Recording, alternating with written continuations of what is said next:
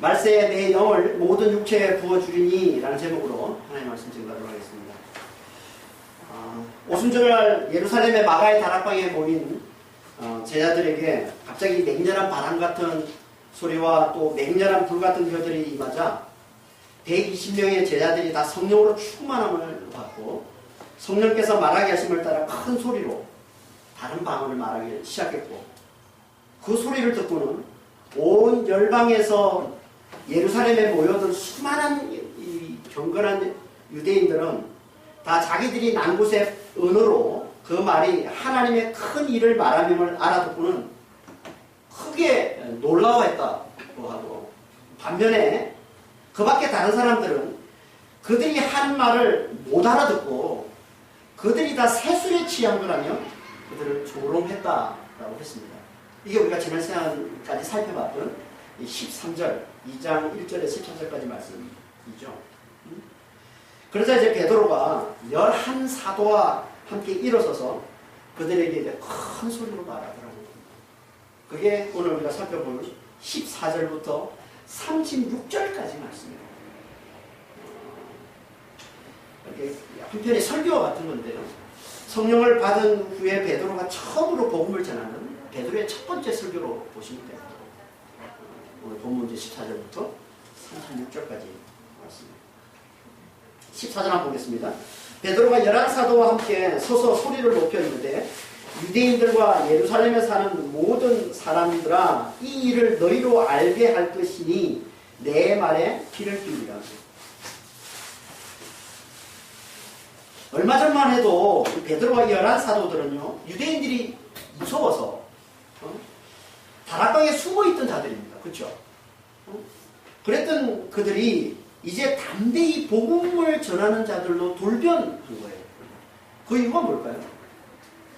그 당연히 그 가장 큰 이유는, 뭐 다른 이유도 있겠지만 가장 큰 이유는 그들이 성령으로 충만함을 받았기 때문이거든요. 우리가 간절히 기도함으로 성령으로 충만해지면 우리는 두려움에서 벗어나서 담대함으로 주의 복음을 전하는 자가 된다는 거예요. 그래서 성경이 여러 군데서 이 말씀을 하고 있습니다. 볼까요? 사도행전 4장 31절에 빌기를 다함에 모인 곳이 진동하더니 무리가 다 성령이 충만하여 담대히 하나님의 말씀을 전하니라.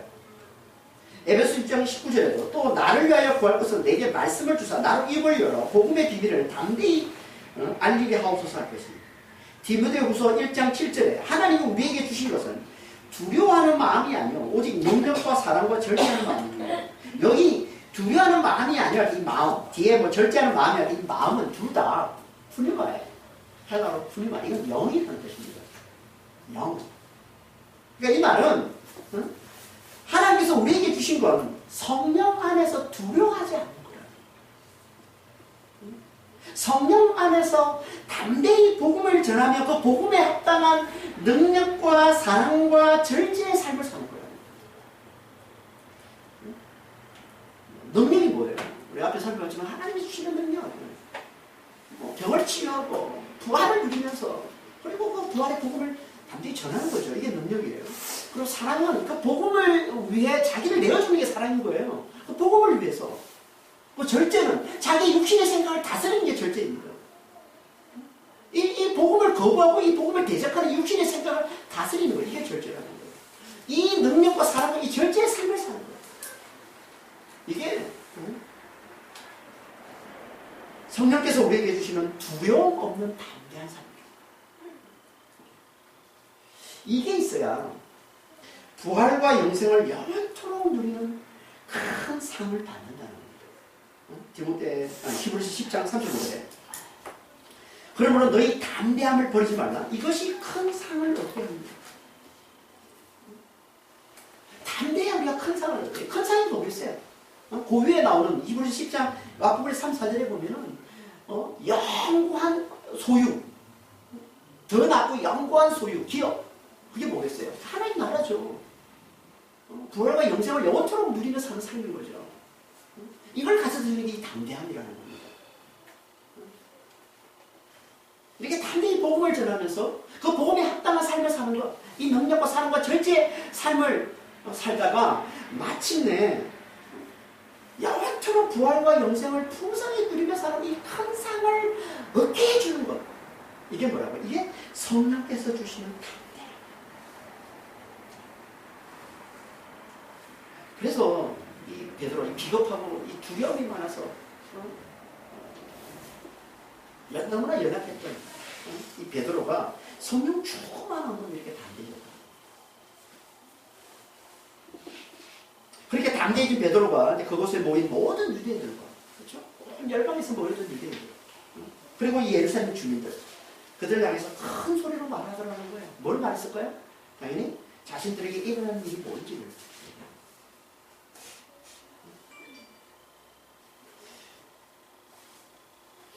먼저 그는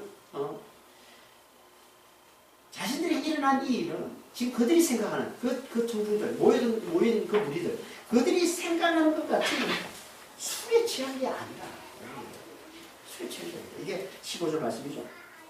때가 제3치니 너희 생각과 같이 이 사람들이 취한 것이 아니라. 이 말씀은 13절에 나오는 어떤 이들은 조롱하며 이르되 그들이 새술에 취했다 하는 것에 대해서 반박하는 거죠. 베드로가 취한 게 아니라. 근데 13절에 보면 어떤 이들, 원래는 헤테로스 다른 자들 이런 말이에요. 다른 자들. 이 다른 자들은 여기서 15절에서는 너희 지금 청중 모여든 모든 청중을 가리켜서 얘기하는 거예요. 청중 모습.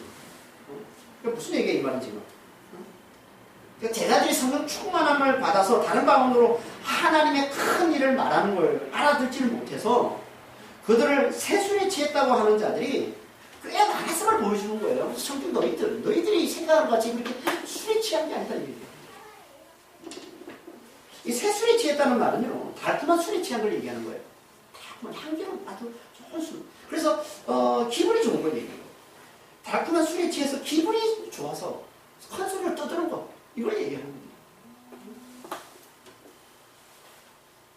그러니까 술에 취해가지고 아주 기분이 좋아서 큰 소리로 말도 안 되는 소리, 못 알아듣는 소리를 횡설수설하면서 떠든다는 거예요. 그러니까 많은 사람들이 이렇게 생각하고 있는 거예요. 제자들이 지금 성령 충만함을 받고 다른 방언으로 하나님의 큰 일을 말하는 걸 그게 뭔지를 알아듣지를 못하니까 이렇게 생각하는 거예요. 이들이 좋은 술을 마시고 취해가지고 기분이 좋아서 말도 안 되는 소리로 떠들고 있다. 횡설수설하고 있는 것이다. 이렇게 얘기하는 거예요. 이게 아니라는 거죠. 베드로는 지금 그때 그 시간을 이제 들어가면서 아니다. 아니 지금이 제 30대, 세신대 우리가 무슨 술에 취했겠느냐. 30. 당시 이 유대인들 시간 개념이 어떻게 되냐면요. 해가 뜰 때가 1시입니다. 그리고 해가 질 때가 12시예요. 해가 뜰 때부터 시간 계산해서 해가 질 때까지 시간을 보는 거예요. 12로 나누어서. 그러니까 30은 언제겠어요? 우리로 치면 오전 9시가 되는 겁니다. 오전 9시밖에 안 돼. 무슨 술에 취 오전 9시인데 무슨 우리가 술에 취했겠느냐.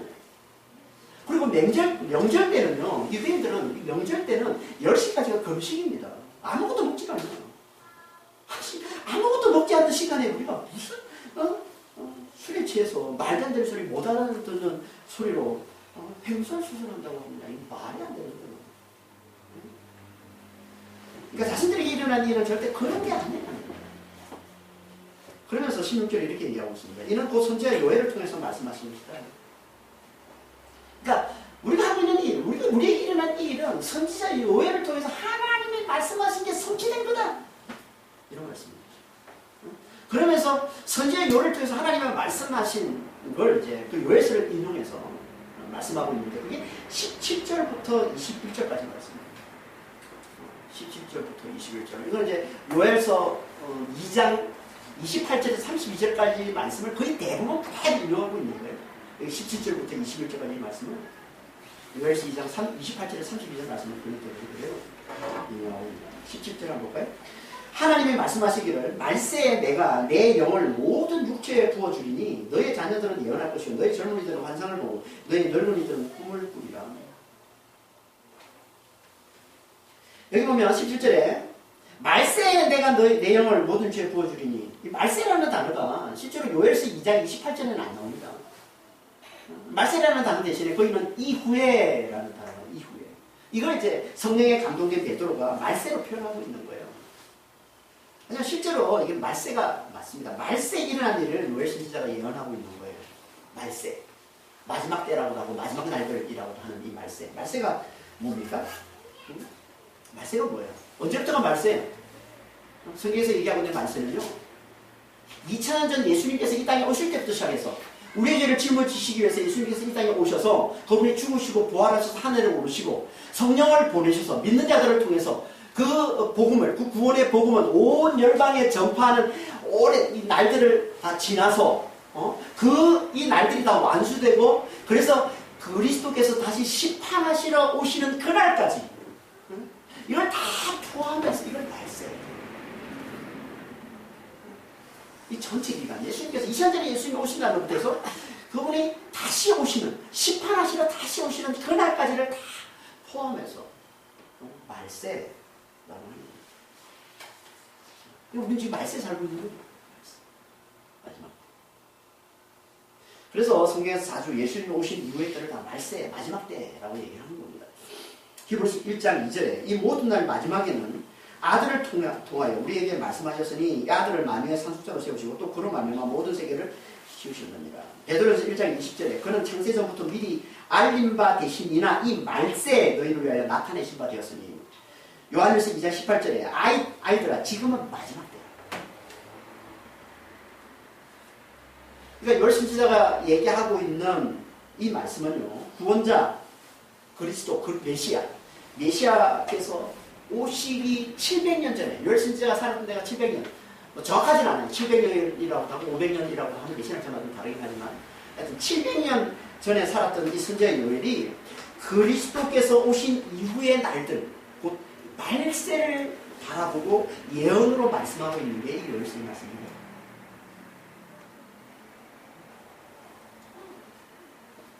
근데 이 말세에 어떤 일이 벌어질 거라고 얘기하고 있습니까? 하나님께서 모든 육체에 하나님의 영, 성령을 부어주실 거예요. 모든 육체에. 모든 육체란 모두 사람을 얘기하는 겁니다. 모두 사람.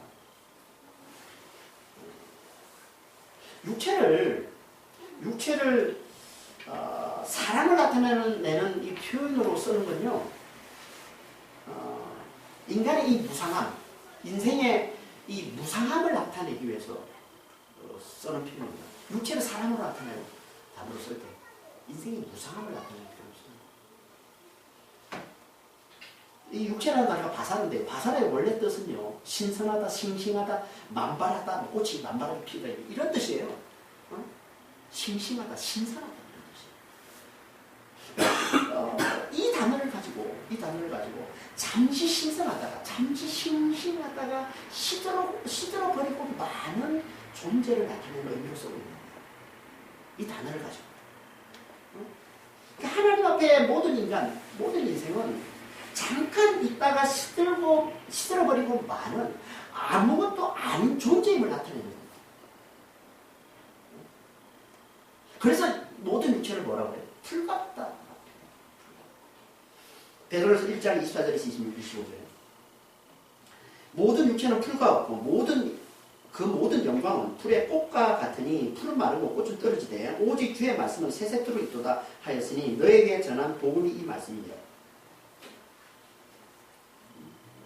풀은요 성경에서 아주 잠깐 있다가 시드는 존재를 상징적으로 나타내는 단어예요. 풀은.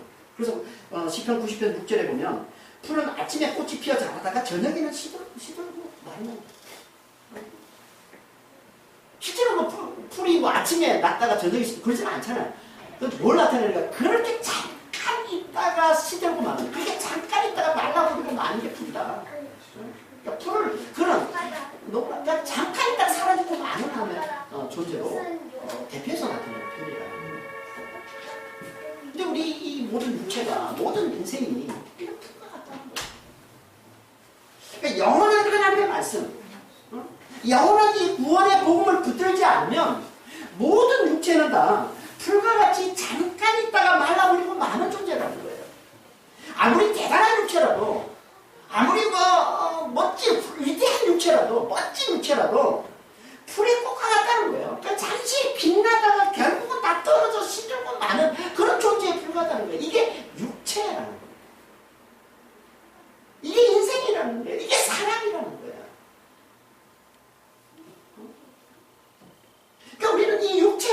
동안 영원한 하나님의 말씀을 잘 듣고 그 말씀을 붙드는 자가 돼야지. 그렇지 않으면 우리는 다툴과 같이 그냥 잠깐 있다가 그냥 쓰러버리고 마는, 멸해지고 마는 그런 존재가 되고 만다는 겁니다. 이걸 다른 말로 죄와 사망이라고 부르는 거예요. 죄가 뭐예요? 죄는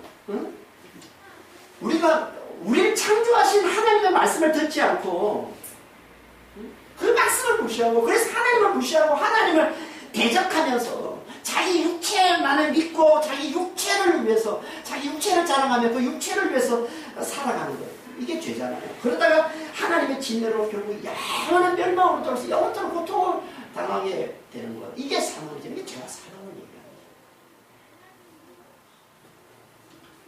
그러니까 우리는 육체를 있는 동안 우리의 이 연약함, 잠깐 있다가 시들어버리고 마는 우리의 이 연약함을 좀 잘 알아보고 하나님의 말씀을 잘 붙드는 자가 돼야 된다는 거예요. 육체. 이렇게 잠깐 있다가 시들어버리고 마는 이 모든 육체 위에 하나님께서 성령을, 너무나 연약한 이 육체 위에 하나님 성령을 주시죠. 성령이 뭐예요? 성령이 누구십니까? 한마디로 성령은 뭐예요? 생명을 우리에게 주시는 분이잖아요. 우리에게 생명을 가져다 주시는 분. 다시 말해서 죽은 자에게 생명을 주시는 하나님의 능력이 되시는 분. 이분이 성령이신 거예요. 그래서 성령을 생명의 영이라고 그래요. 생명의 성령, 생명의 영이라고 그러고 죽은 자를 살리는 하나님의 능력이라고 얘기해요. 요한복음 6장 63절에 살리는 것은 영이니, 이건 뭐예요?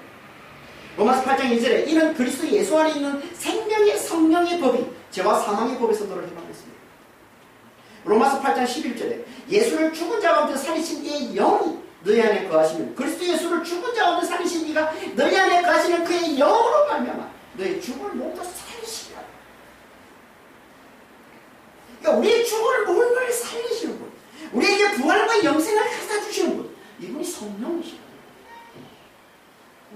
그러니까 우리 모든 육체 위에 성령을 부어주신다는 것은 죽을 수밖에 없는 우리를 영생으로, 하나님의 생명이 영생으로 살려주신다는 것을 말씀합니다. 잠깐 있다가 금방 시들고 마는 이 풀처럼 그렇게 죽을 수밖에 없는 너무나 연약한 우리를 하나님께서 성령을 부어줘서 하나님의 능력, 영생을 부활해서 주시는 이 하나님의 능력이 되시는 이 성령을 부어주셔서 하나님이 생명으로 사는 자, 부활과 영생으로 사는 자로 놀라운 구원을 베풀어 주시겠다는 거예요. 이게 모든 육체 위에 성령을 부어주신다는 말씀입니다. 늘 질병과 늘 사고와 늘 고통과 늘 이 아픔으로 죽음과 맞닿아 있는 우리, 죽음과 너무나 가까이 살아가고 있는 우리에게 이것만큼 놀라운 축복이 있나? 이것만큼 큰 축복이 있습니까? 늘 죽음과 가까이 있잖아요. 여러분 하루에 우리나라에서 대한민국에서 죽는 사람이 하루에 몇 명인 줄 아십니까? 몇 년 전 통계지만 730명 정도 된다고 그래요. 하루에 730명이 죽습니다. 1년에 25만 명이 죽어요. 그리고 전 세계적으로 하루에 죽는 사람은요 16만 명 정도 됩니다. 전 세계적으로 하루에 죽는, 오늘 하루 지금 하루에 죽어가는 사람이 16만 명이에요. 여러분 1년에 전 세계에서 죽어가는 사람이 얼마나 되는 줄 아세요? 우리나라 인구에 5,800만이 죽어요. 1년에 전 세계에서 1년에 5,800만이 죽습니다. 그러니까 우리는 죽고 얼마나 가까운지 몰라요. 질병으로 사고로 죽어가는 사람들이 1년에 5,800만이에요. 매일 16만 명씩 그렇게 죽고 이렇게 너무나 연약한 그릇인 육체, 쉽게 지고 마는, 쉽게 죽고 마는, 쉽게 내리지고 마는 이 육체로 살아가는 우리에게 다시 살아나는, 영원한 생명으로 사는, 하나님의 생명으로 사는, 이것만큼 놀라운 축복이 있습니다. 그래서 이걸 뭐라고 그래? 구원의 좋은 소식, 복음. 가장 귀한 거 이거 아니에요? 가장 귀한 거 이거 아니에요? 죽은 자가 살아나는 거죠. 영원한 생명으로 사는 거잖아요. 다시는 죽지 않는 거잖아요. 이걸 우리에게 가져다 주시는 거예요. 이분이 성령이시라는 거예요. 근데 이 좋은 성령을 누구에게 부어주신다고요? 누구에게? 모든 육체. 모든 육체. 죽을 수밖에 없는 너무나 연약한 모든 자들. 어떻게 보면 이 말은 그냥 모든 사람에게 죽을 수밖에 없는 모든 사람에게 하나님께서 다 성령을 부어주시는 것처럼 보이죠, 이 말씀이. 그렇죠? 모든 중에 하나를 다 부어주신다고 하니까. 실제는 아니잖아요. 그러니까 이 말씀을 정확히 말하면요. 여기서 말하는 이 모든 육체는요. 외적으로만 해당되는 말이에요. 모든 육체는 외적으로만 해당되는 거예요. 그러니까 외적으로 남녀노소, 신분, 고하를 막론하고 차별 없이 모든 육체 위에 성령을 부어주시겠다는 말씀이에요. 이 말씀입니다. 모든 육체 위에 성령을 부어주신다는 것은 외적으로 차별 없이 모든 사람, 남녀노소, 신분, 고하를 막론하고 모든 사람에게 성령을 부어주시겠다는 말씀. 하지만 내적으로는 다른 얘기예요. 내적으로는 차별이 있습니다. 그 차별이 뭡니까? 자신을 죽을 수밖에 없는 너무나 연약한 자로 알아보느냐 알아보지 못하느냐. 그래서 우리에게 생명을 주시는 하나님의 은혜를 구하느냐 구하지 않느냐. 이게 내적인 차별인 거예요. 내적인 차이인 거예요. 그러니까 여기서 말하는 모든 육체는 자신의 연약함을 알아보고 하나님의 은혜를 구하는 모든 육체를 얘기하는 겁니다.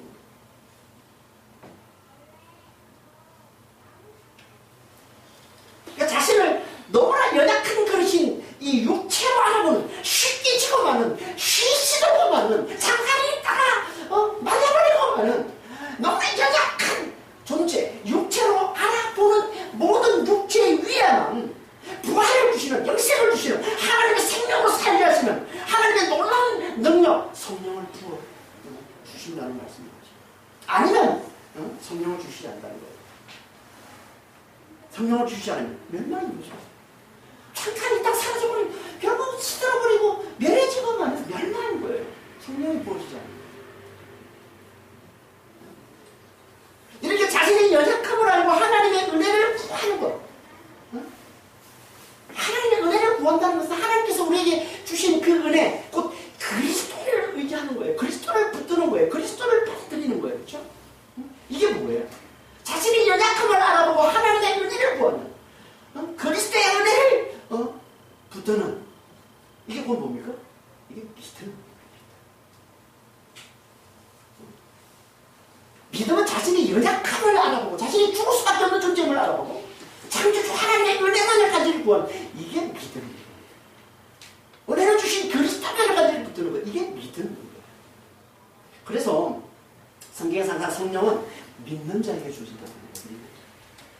요한복음 7장 39절에 이는 그를 믿는 자들이 받을 성령을 가리켜 말씀하신 것이다. 사도행전 2장 38절에 베드로가 이르되 너희가 회개하여 각각 예수 그리스도의 이름으로 세례를 받고 죄사함을 받으라. 그리하면 성령을 선물로 받으리니. 사도행전 19장 2절에 너희가 믿을 때 성령을 받으니. 에베소 1장 13절에 그 안에서 너희도 진리의 말씀 곧 너희의 구원의 복음을 듣고 그 안에서 또한 믿어 약속의 성령으로 이기심을 받았습니다. 믿는 자에게 하나님 부어주시는 게 성령. 믿음이 뭐라고? 믿음은 한마디로 하나님의 말씀을 잘 듣고 그 말씀을 받아들이는 것. 이게 믿음이에요. 하나님의 말씀을 잘 듣고, 하나님의 말씀이 뭐라고요? 죽을 수밖에 없는 너무나 연약한 자인 우리는 오직 창조주 하나님의 은혜로만 구원에 이룰 수 있다는 게 이게 하나님의 말씀이잖아요. 우리는 죽을 수밖에 없는 존재야.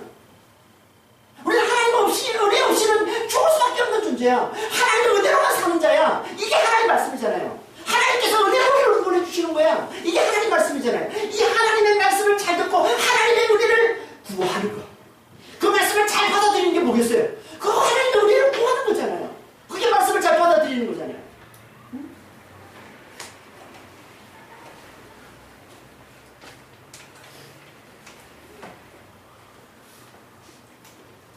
하나님 말씀을 잘 받아들이는 게 은혜로만 사는 자야. 나는 하나님 이 말씀을 잘 받아들이려고 하나님 하나님 은혜를 간절히 구하는 것이고, 이 하나님 은혜를 간절히 구하는 건 다른 말로 하면 하나님께서 은혜를 우리에게 보내주신, 우리를 구원을 위해서 하나님께서 은혜를 우리에게 주신 그리스도를 붙드는 거랍니다. 그리스도를 의지하는 거란 말이에요. 그리스도를 의지하는 게 뭐예요? 그리스도의 그 십자가 그 부활을 의지하는 거죠. 다시 말해서 그리스도의 십자가는 내 십자가로 그리스도의 부활을 내 부활을 알아보는 거예요. 그리스도에게 내가 죽었음을 알아보는 거예요. 이제 내가 그리스도가 사심을 알아보는 거예요. 이게 믿음.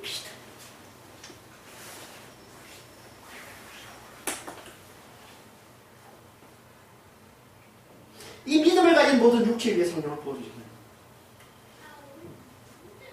그러니까 우리가 이 부활과 이 영생의 놀라운 구원을 가르쳐 주시는 이 성령을 부어줘야 돼요.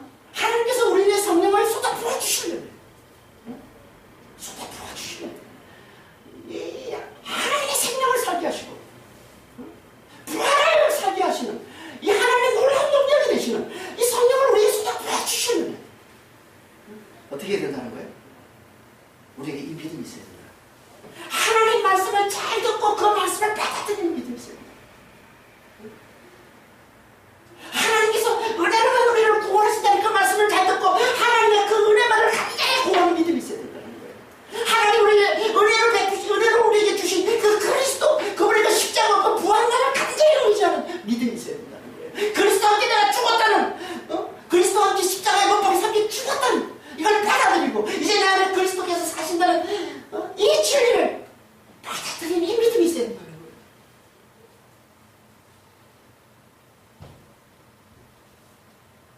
그래야 성령을 부원받아서 장차 영원토록 평생이 우리가 누리며 살게 될 그 영생과 그 부활, 그 영원한 기쁨과 그 영원한 그 평강을 이 땅에서 맛보며 누리며 살게 되는 거예요. 성령의 능력으로. 그래서 치유를 맛보며 살게 되는 거예요. 그래서 형통을 맛보며 살게 되는 거예요. 그래서 안식을 맛보며 살게 되는 거예요. 그래서 자유를 맛보며 살게 되는 거예요. 그래서 기쁨을 맛보며 살게 되고 평안을 맛보며 살게 되는 거예요. 이게 모든 육체에 하나님께서 부어주시는 성령, 모든 육체에 성령으로 부어주시겠다는 하나님의 말씀.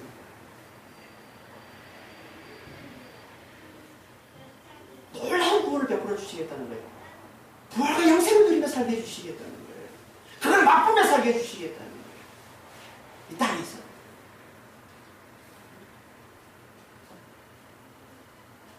이게 성령 부음을 받아서 부활과 영생을 맛보며 누리며 사는 자들, 이들이 이제 어떻게 된다고 했습니까? 성령 부음을 받아서 성령 충만함으로 이제 이 부활을 누리고 영생을 누리고 이 기쁨의 평강을 누리는 자들은 어떻게 된다고 했어요? 우리 1장에 살펴봤지 않습니까? 1장에서 자세히 우리가 살펴봤습니다. 어떻게 됩니까? 이제 이 부활의 복음을 확실히 깨달아서 이 복음 위에 굳게 섰자, 이 복음을 굳게 믿는 자가 되어서 온 열방에 나아가 이 복음을 전하는 예수의 증인된 삶을 산다고 했죠.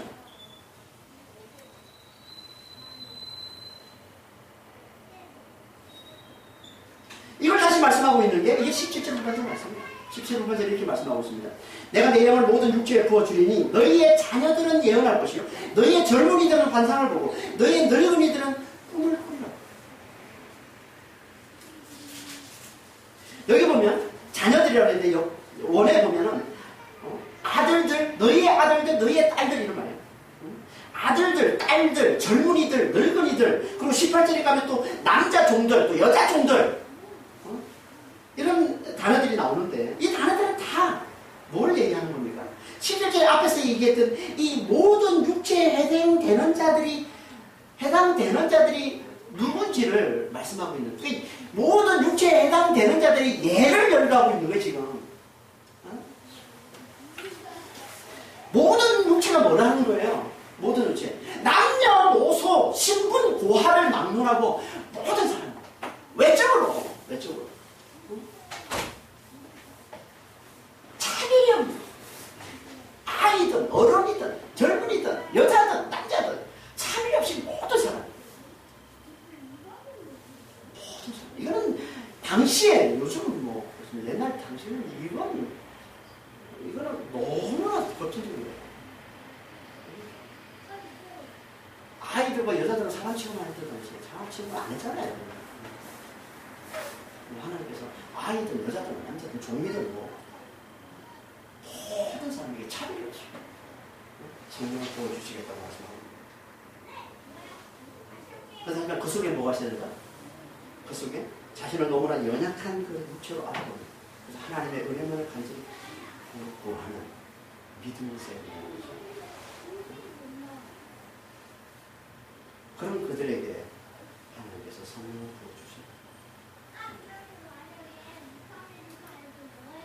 그러더니 어떻게 된다고요? 그랬더니 그들이 어떻게 예언을 하고 환상을 보고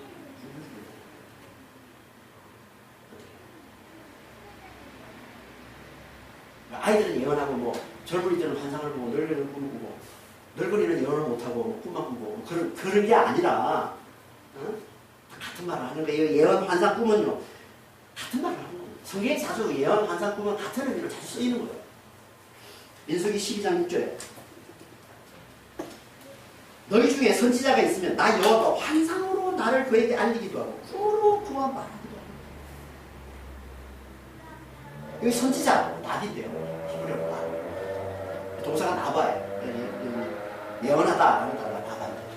예언하다 미리 말하는 뜻이에요. 그러니까 미리 말하는 자가 선지자예요. 예언하는 자, 미리 말하는 자 선지자예요. 성경에서 말하는 미리 말한 예언 무슨 말이야 이게? 장래일을 알아맞추는 걸 얘기하는 걸까요? 아니에요. 그런 의미가 아니에요. 성경에서 말하는 예언은 그런 의미가 아니에요. 성경에서 말하는 예언은요 하나님의 말씀, 다시 말해 정확히 말하면 하나님께서 미리 말씀하시는 이 심판과 구원의 말씀을 받아서 전하는 것, 이게 예언인 거예요. 하나님께서 미리 말씀하시는 거예요. 하나님께서 미리 말씀하시는 장차 반드시 하나님이 이루실 그 심판과 구원의 그런 말씀을 받아서 전하는 게 이게 예언인 거예요.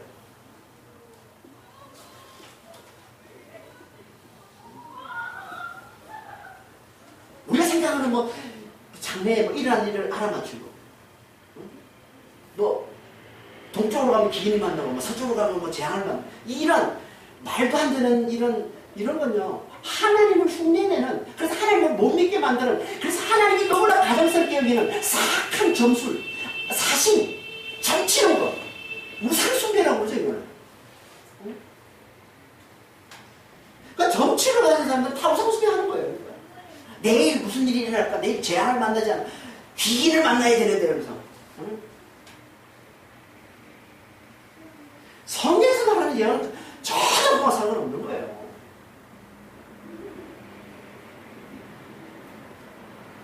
성경에서 말하는 예언은 뭐라고요? 하나님이 미리 말씀하시는 그런 말씀을 받아 전하는 거예요. 하나님이 미리 말씀하시는 장차 반드시 하나님이 이루신 심판과 그 구원의 그 말씀을 받아서 그걸 알려주는 거예요. 그 예언을 때로는 환상으로, 때로는 꿈으로도 나타내 보여주는 거예요. 그러니까 예언, 환상, 꿈 같은 말이에요. 다 하나님의 말씀, 하나님의 심판과 이 구원의 말씀을 확실히 깨달아서 그걸 온 열방에 전하는, 그걸 모든 사람들에게 열방에 알리는 모습이에요. 이 일을 구약에서는 특정한 선지자들만 성령에 감동되어서 했지만 신약에서는 아니라는 거예요. 신약에서는 모든 육체 위에 성령을 부어주셔서 모든 육체가 다 일을 행한다.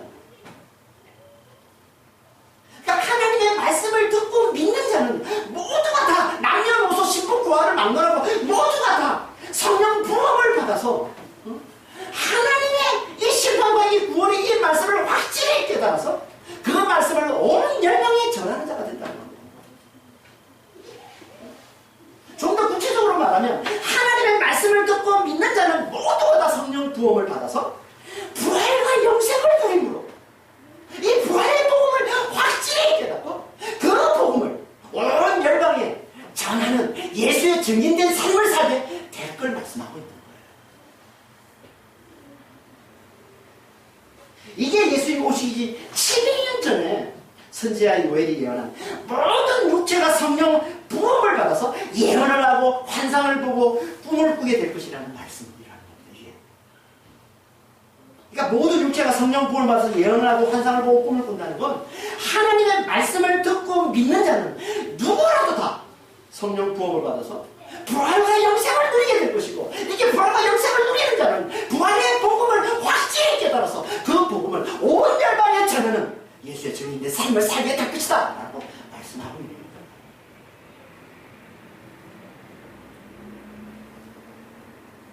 믿는 자는 누구라도 다 성령 부음을 받아서 놀라운 구원을 누리면서 그 구원의 복음을 열방에 전하는 예수의 증인의 삶을 살게 된다.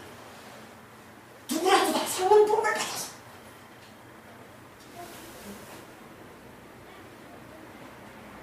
이게 예전 구약 때부터 하나님께서 계속 말씀해 오신 것이고, 그리고 이제 그 말씀이 성취됐다. 이게 너희가 보는 거라는 거야. 베드로가 얘기하는 거예요. 구약 때부터 하나님이 예언해 오신, 구약 때부터 하나님이 말씀해 오신 이 예언이 성취된 게 지금 우리 너희들이 보고 있는 이 모습인 거야. 우리에게 일어나는 일이 그 일인 거야 라고 얘기해요. 너무나 보잘것 없는 이 갈릴리 출신의 너무나 비참하고 너무나 연약해 보이는, 아무것도 아닌 너무나 무식해 보이는 이 갈릴리 출신의 우리가 성령 충만함을 받아서 다른 방언으로 하나님의 큰일이 뭐였어요? 이 제재처상을 하나님이 반드시 심판하시고, 하나님의 우리를 간절히 구하는 하나님의 백성들을 하나님이 반드시 구원해내신다는 하나님의 심판과 구원, 이게 하나님의 큰 일이잖아요. 이 큰 일을 말하고, 다른 방언들은 이 큰 일을 말하고, 이걸 온 열방에서 온 경건한 자들이 다 알아듣는 이거, 이게 하나님께서 말씀하신 모든 육체가 성령을 부음받아서 예언을 하고 환상을 보고 꿈을 꾸게 될 것이라는 이 말씀의 성취라는 겁니다. 오순절 날에 비치는 자들, 연약한 자들, 이 무식한 자들, 이 제자들에게 임한 이 성령 강림과 그들이 다른 방언 바람과 이 바람을 경건한 자들이 하나님의 큰 바람으로 알아듣는, 하나님의 심판과 구원의 말씀으로 알아듣는 이 일이 이 말씀의 성취라는 거예요.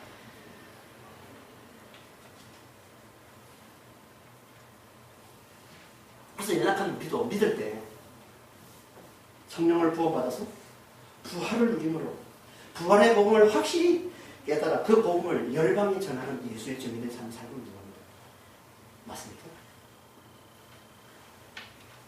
우리 다 믿을 때 성령 부어받아서 부활을 누리고 하나님의 생명을 누리고 구원을 누리고, 그리고 이 복음을 열방, 아직 이 복음을 듣지 못한 자들에게 이 복음을 전하며 사는 예수의 증인된 삶을 살고 있는 겁니다.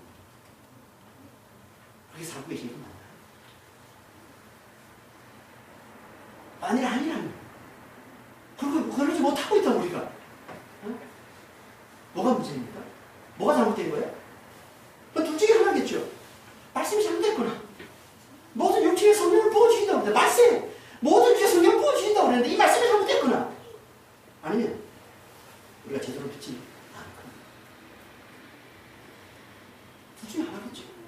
제대로 믿지 않죠. 믿음이 오라고 했습니까?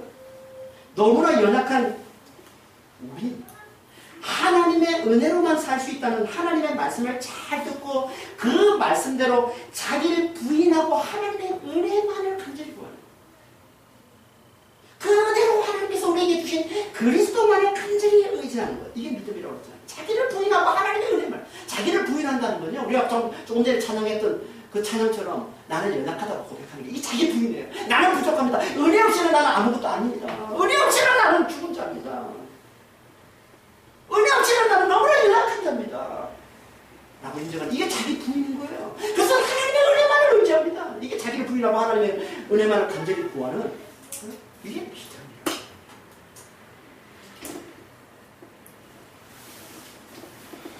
이 믿음이 있는 자는 누구라도 성령을 부어받아서 부활을 누리며 그 부활의 복음을 전하는 삶을 살게 된다는 거죠. 이 믿음이 있는 자예요. 그래서 18절에 이렇게 말씀하고 있는 거예요. 18절에 그때 내가 내 영을 내 남종과 여종들에게 부어주리니 그들이 예언할 것이요. 믿음이 있는 육체, 그 속에 믿음을 가지고 있는 그 육체를 다른 말로 뭐라고 합니까? 내 남종, 내 여종. 하나님의 종이라고 얘기합니다. 종이 뭡니까? 종은 주인에게 종속된 자잖아요.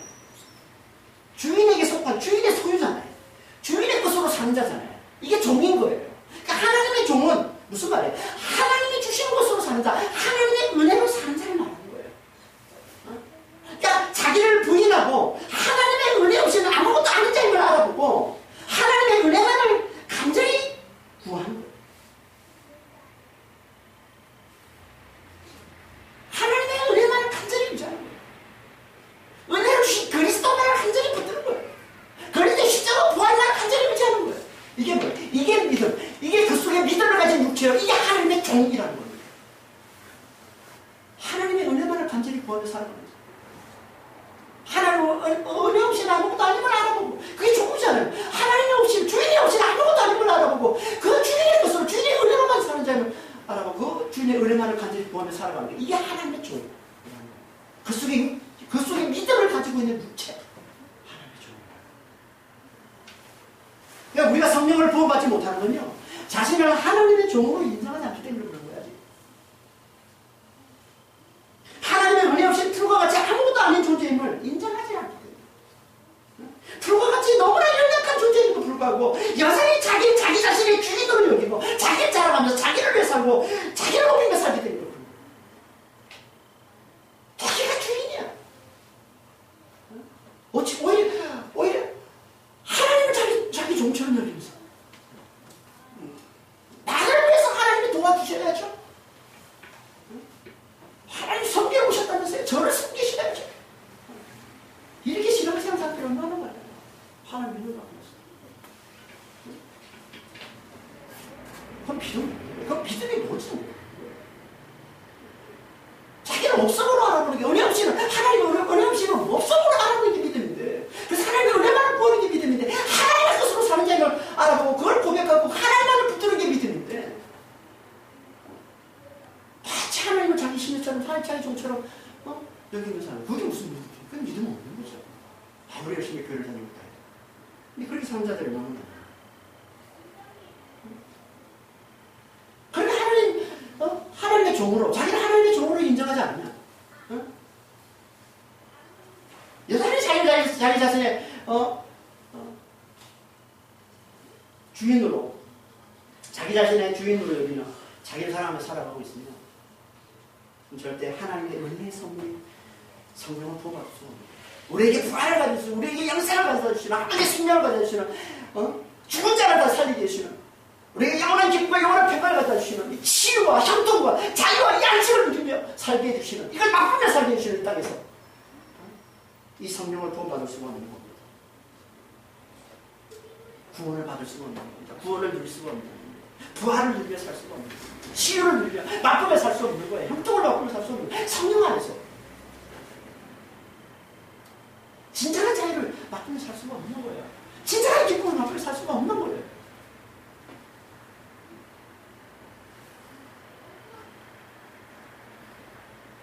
성령 부어받기를 진짜 원하세요? 성령을 부어받아서 부활을 살기를 진짜 원하세요?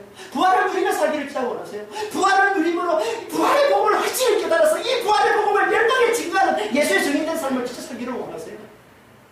그러면 먼저 하나님 말씀을 잘 들으시고